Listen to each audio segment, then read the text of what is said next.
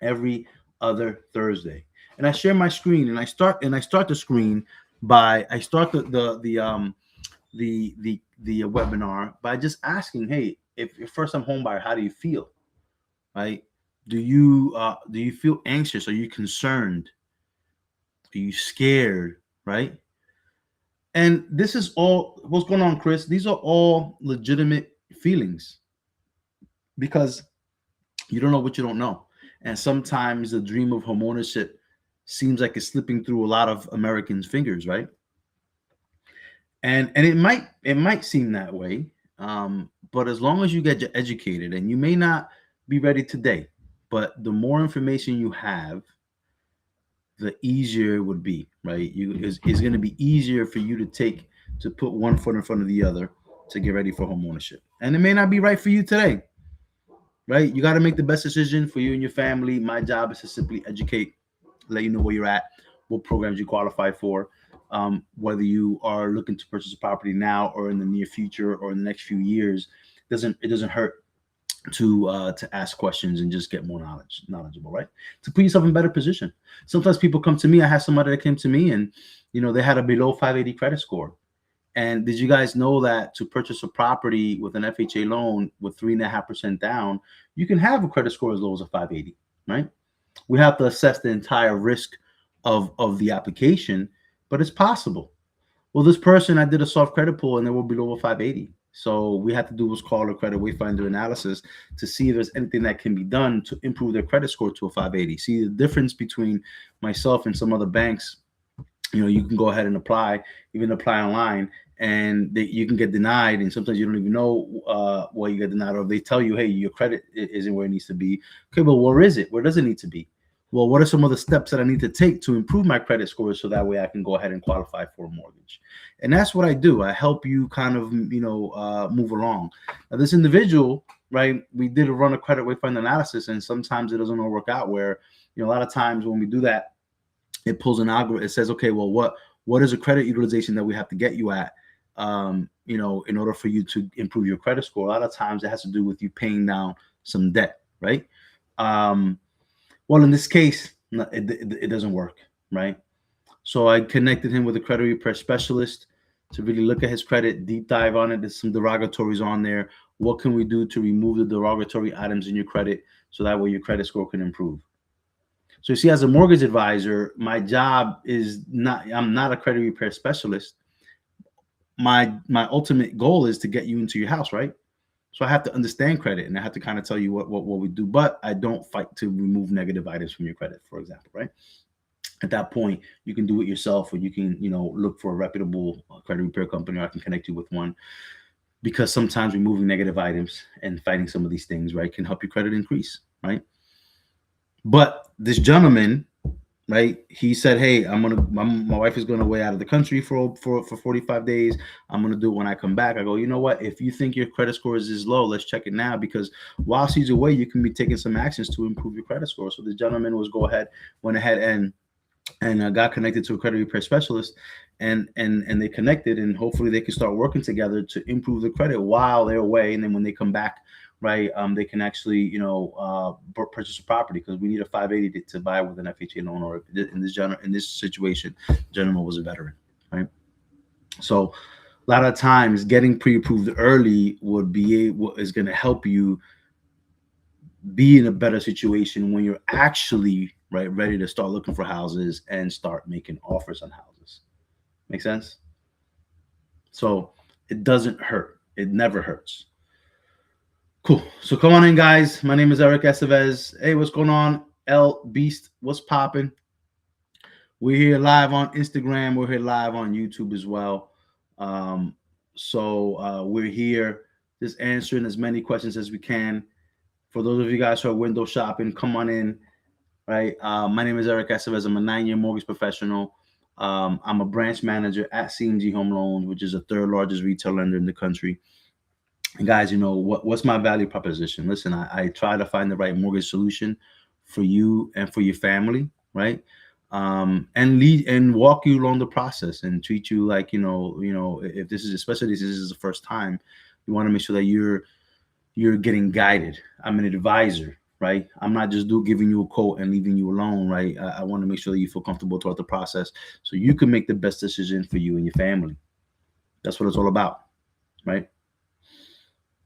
And then you have to go ahead and deep dive and figure out what is what is your purchasing power. Not only what you can afford, but what's your budget? What do you want to afford? Guys, I'm a proponent for owning a home. Listen, owners, right? Homeowners are 40 times wealthier than renters. And people will probably say that's too much of that's high. Well, here's the thing: you build generational wealth with real estate, right? If you're renting at $2,000 a month, over the next year, you're just throwing away 24 grand.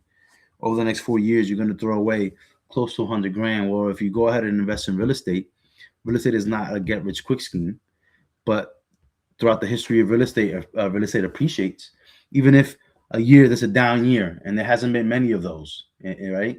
But even if it is, real estate always comes up. So in the end, right, instead of throwing away almost 100 grand in 4 years, if you're buying a $500,000 asset and this property is appreciating by 5% a year, right? In 4 years, you're going to have close to $100,000 in equity versus throwing away close to $100,000 if you're renting. That is the power, right, of home ownership. It's not an easy thing, right? Homes aren't built fast enough. Homes are going to have issues. There's going to come with expenses. You're going to have to make sacrifices, right? If you're going to be getting a mortgage and the mortgage is going to be $400 more than what you wanted to pay in the beginning, but you can afford it. All right, well, what are some of the First of all, I don't want you to be house poor. We got to talk about that. But are there some sacrifices you can make? Maybe you not stop going out for 2 days. Hey, listen, every time you go out, right, on a Friday night, you're going to spend $200, right? So it's about making sacrifices and starting investing in yourself and in your future, right? Again, you don't want to negatively impact the quality of your life, but I still think you can make smart decisions and make some cutbacks so you can do both. You can still enjoy your life and you can still build that wealth that a home does because of the appreciation every year, right? So in the end, guys, you guys talk about, what's the best way to invest? Is it gold? Is it stocks and bonds? Is it Bitcoin, crypto? Real estate is still one of the safest long-term bets, right? That's just where it's at. The Gallup organization, which they interview CEOs, financial organizations, and whatnot, and real estate is still the best long-term investment, just because of the basic law of demand, right? The law of economic supply versus demand. It's not enough homes being built. You have a lot of people looking at properties. You have millennials who are the second largest generation after the baby boomers, who are old and retired now, right? They're holding on to these assets. But now the millennials who are turning 40, who are 40 years old now, they're the ones buying houses. They're the second biggest one. It's a shortage. But because of the 2008 crash, developers really stopped building for a while, right? Until kind of it came back. And we still to this day are dealing with the aftermath of a low of shortage in inventory. The last recorded decade, from 2010 to 2020, there was almost a 75% reduction in homes being built compared to every decade since the 1950s. So, 2010 to 2020, we're only 6 years after that. It's still a lag in inventory, right? It's still a lag in inventory. And it takes years for inventory to catch up because developers are building based on projections and demand, right? You have to think about that, especially for those people that are thinking about, or saying that, house prices are gonna fall. There's gonna be another crash. No, it won't. Right? There's not going to be another crash. What's going on, Milo and Emmy? It's not going to be another crash because in 2008, what caused the crash was bad loans. Everybody and their mom was getting a loan with no income, whatnot, multiple loans, and this was falsely inflating house values. But when people weren't performing because they couldn't afford these properties, right? That's when the economy crashed. So now, since 2008, we have the Dodd-Frank regulations, which people that are purchasing properties are able to afford properties, and there's some other mortgages, not, we call them non-qualified mortgages, but they still have some better regulations, and better qualifying guidelines than the subprime loans did back in the day, right? If you had a pulse, you can get multiple loans with no income. It's not the case anymore, right? So the true market value of houses is what somebody's willing to pay for. If you say, well, you know what, these house prices are going to fall, you got to realize there's a lack of inventory, right? More demand, um, right? Only qualified buyers are able to purchase a property. So this is what's causing the house prices to go up. The the value of houses is what somebody's willing to pay for. As more people are willing to pay for houses around it, these houses are going to continue to appreciate year over year. Right? During the pandemic, people were paying way over value. Still to this day, guys, what's going on, Jaco? Still to this day, people are paying for more than what the asking price of the house is. Doesn't mean that the house isn't worth it, and that's what an appraisal does. So an appraiser, once you're actually under contract, an appraiser is going to go and actually determine, is this house worth what you're buying for, because you're getting a loan against the house, right? The bank has to make sure, is this house worth it? And even if the house is not worth it, there's times that I've seen that people are covering gaps or paying the difference, right? Again, it just depends on the house and where you're at in the country, and what is somebody willing to pay for. Believe it or not, I've seen houses during the pandemic, people paying $100,000 plus than what a house is worth. But if it's a $800,000 house and it appreciates, whatever, like, and if they bought this house a few years ago, they've already made their money back, right? In equity. Now, equity is just a word unless you actually use it and tap into it, right? But it's still know that if you can sell the house, you can make your money back, right? So these are all things that you want to talk to an advisor about. What is the right decision for you? My job is not to force you to buy a property. My job is simply to educate you, to tell you what programs there are, right? What can you qualify for? Whether you're looking for a property now or in a year or in 2 years, I want to at least put you in the right path. What's going on, Lucero? How are you? Welcome. So again, my job is to truly educate, right? Shannon says, do you think car industry is predatory with negative equity loans?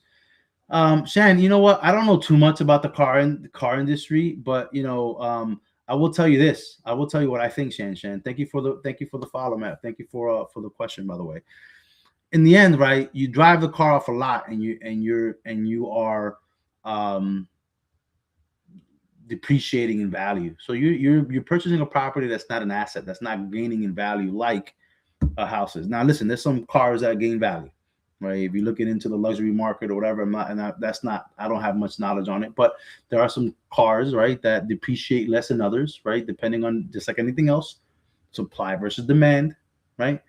But in the end, you got to realize, right? So Sanchez said, I just talked to a lady, she's paying $844 on a note. It's Chevy Traverse.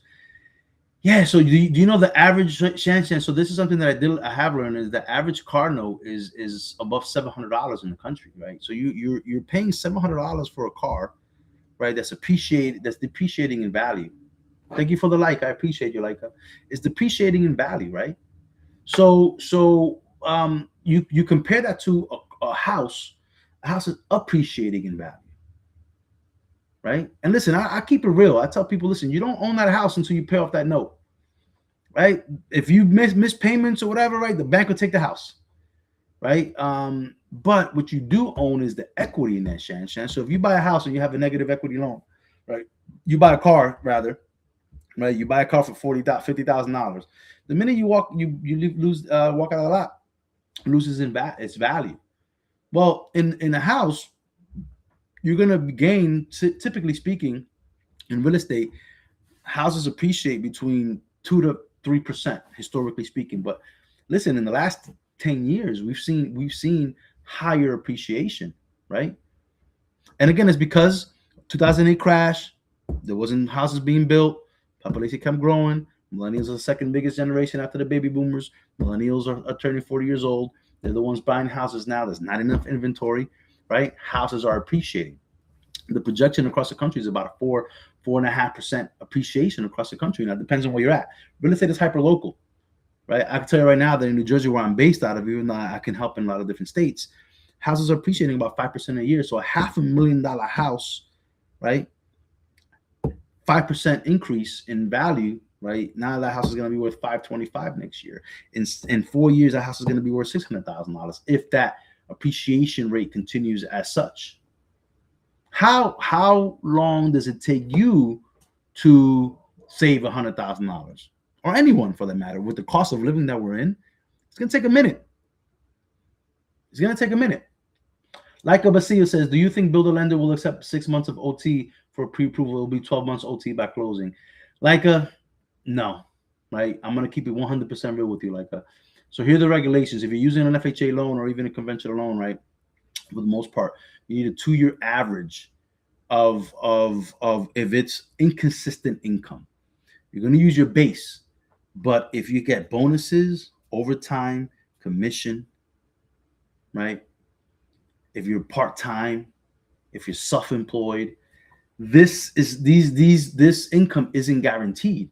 So how underwriters look at it, like is you have to average out to 2 years. And if you don't have the 2 years, there's no way to determine what the likelihood of you continuing to earn that overtime is for the next 3 years, right? Especially in the volatile economy that we're in.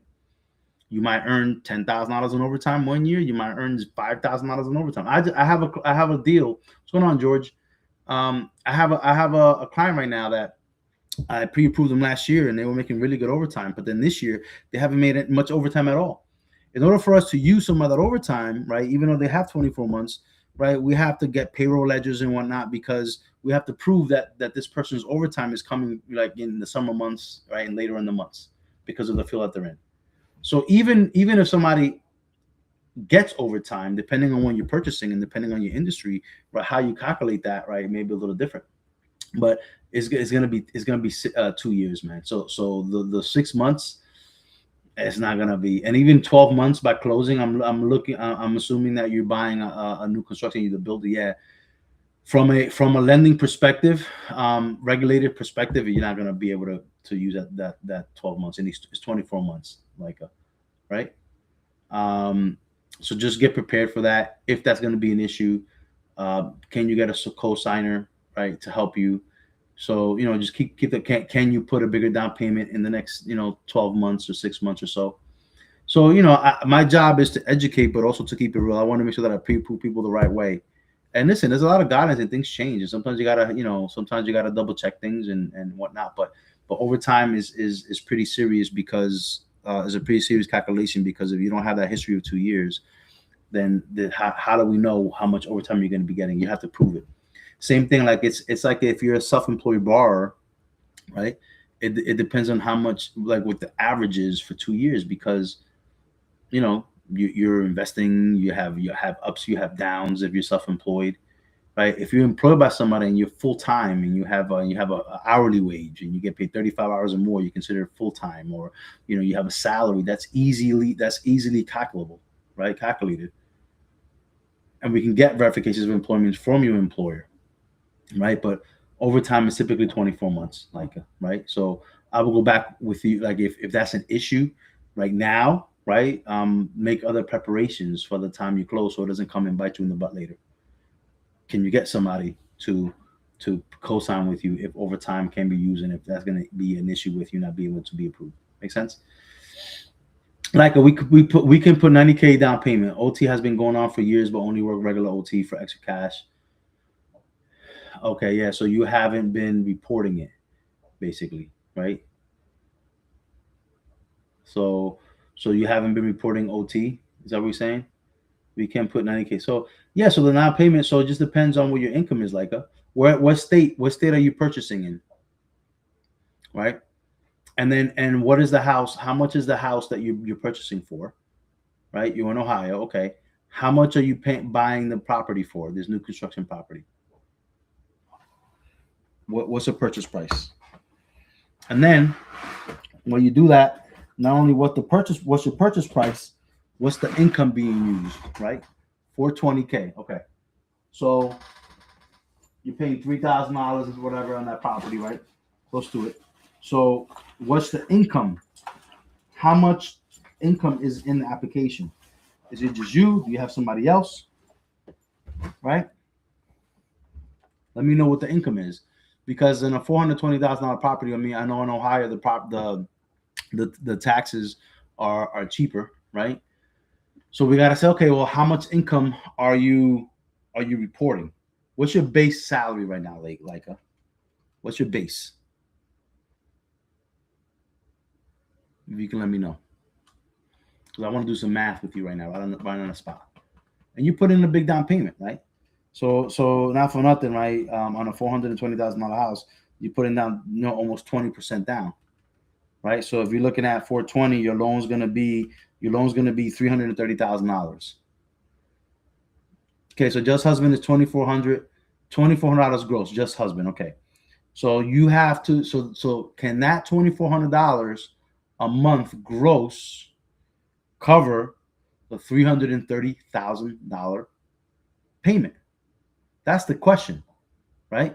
So if you already got pre-approved, you should know what your payment is. But if you're $2,400 gross right now, oh no, a week, $2,400 a week. Okay, so now if you're $2,400 a week, right, and he's at 52 weeks, he's earning 124. We don't need. We shouldn't need income, right? I mean OT. Does that gross include OT? Because if he makes $125,000 a year, okay, let's just do the math. If he makes $125,000 a year, he's bringing in on a monthly basis like $10,416, right? That's just base pay. Okay, so now if he's bringing in $10,416 a month, if you're going to go with an FHA loan, and in this case, depending on credit, right, you should really go with a conventional mortgage because you guys are putting a big down payment, right? So even in a conventional mortgage, your mortgage payment could be almost $4,600, depending on his credit, right? Does he have good credit? So now, if your mortgage payment could be $4,500, okay, that means that in Ohio, that's a what, $550,000+ property because of property taxes. Remember, the mortgage payment includes principal, interest, taxes, and insurances, right? So unless he has, and you put down he has $1,600 a month in debt, so we got to see that $1,600, how much is that impacting him?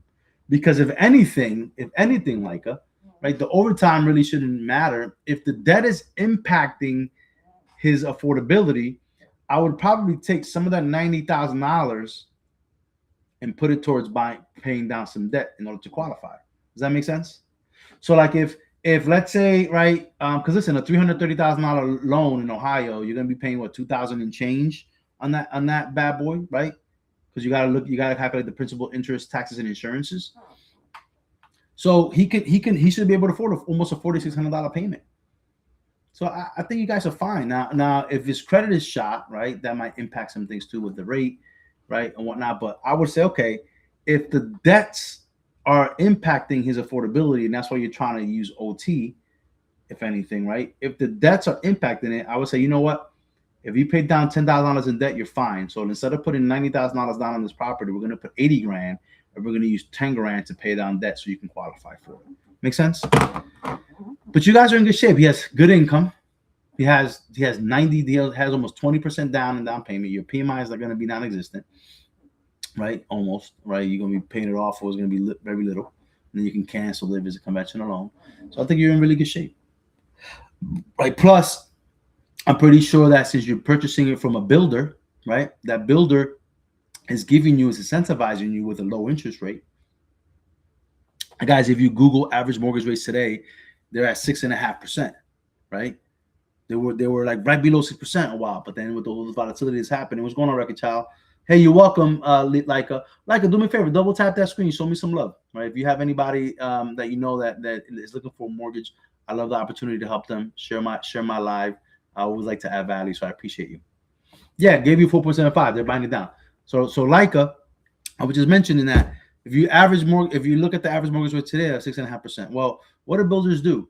Right, they have partnerships with lenders and they buy the rate down. They include it into the price. They buy the rate down. So now you're going to be at a 4.75%, which is much less than the average 6.5. So now your payment is going to be lower. So I don't see why you're not even going to need OT. Make sense?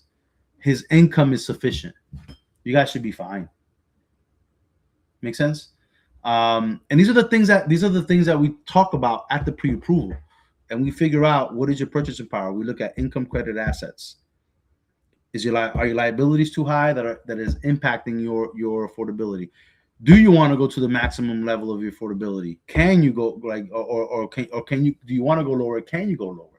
Depends on the average median price of a house, right? Like, you're just an overthinker. Yeah, I think you're in really good shape. I think you'll be fine as long as you has good credit.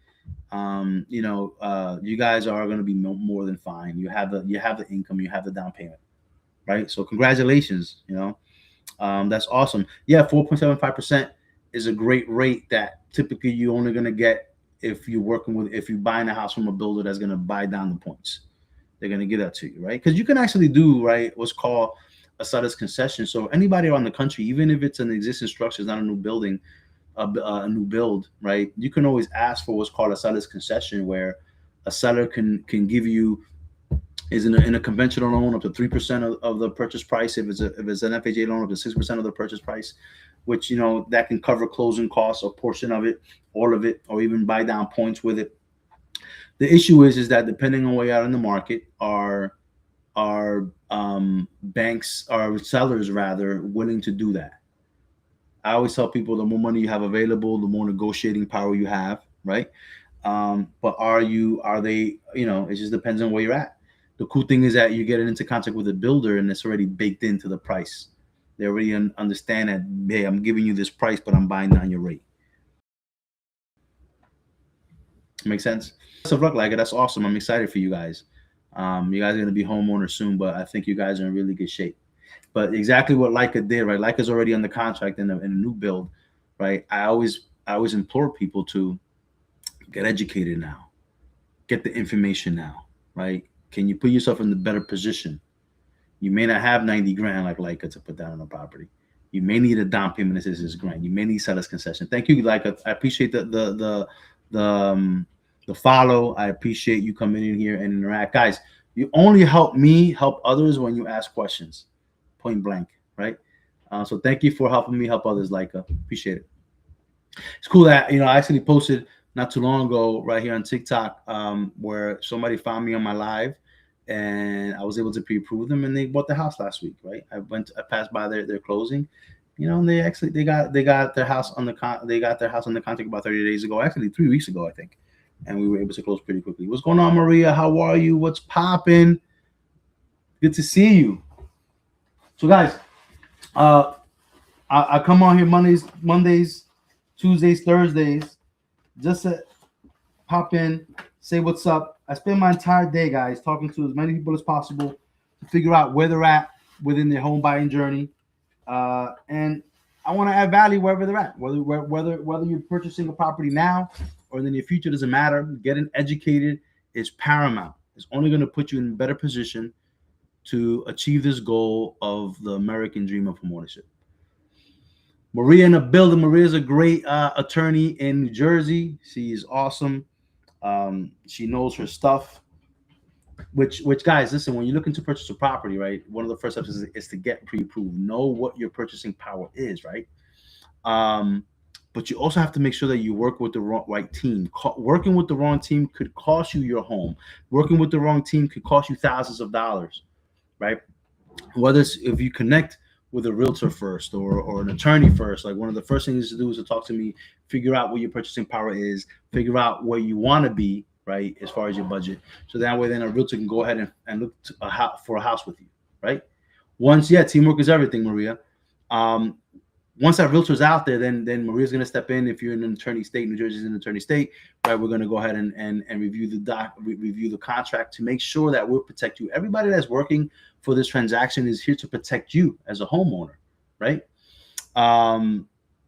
Whether there's inspection issues and we want to make sure that the language is right in the contract. That's what Maria does, and she protects you, right? Whether something happens with the deal falls apart, right? She's going to protect your security deposit, your earnest money deposit rather. So it's very, very important, right? We have attorneys in the transactions and realtors and lenders. We have inspectors. We have surveyors, right? We have title companies. There's so many different people involved. So our job is to make sure that we form the right team for you, right? The right team for you, so you can get to the finish line and get to the finish line in a non-stressful way. Listen, there's a lot of different things, rules and regulations. A lot of things can go sideways, and they often do. but your job is for us to minimize that and eliminate it, right? Maria, thank you for the compliment. I appreciate you. Maria, I'm looking for my I have my little where is it? I have my little blowhorn, air horn. I can't see it. Wait, do I have it here? Here it is. Here it is. Here it is. Let's go, guys. Let's go, guys. On if you're on YouTube, if you're on Instagram, um, I'm trying to go on. I usually just come on TikTok, but I'm trying to expand to different platforms. Figure, if I'm helping people close on TikTok, I wanna go elsewhere as well. But also help build brands, right? I built my business by educating. What's going on, Amadera? How's it going? I built my business by educating people, um, making people feel comfortable. And listen, we got to be transparent. This is not like what we do is not easy. Um, but if we prepare you, the better prepared you are, the easier it will be, the better experiences will be. So you can focus on the true goal of moving your home, making this huge transition into home ownership, which is a wonderful, it's a beautiful thing, right? Cool.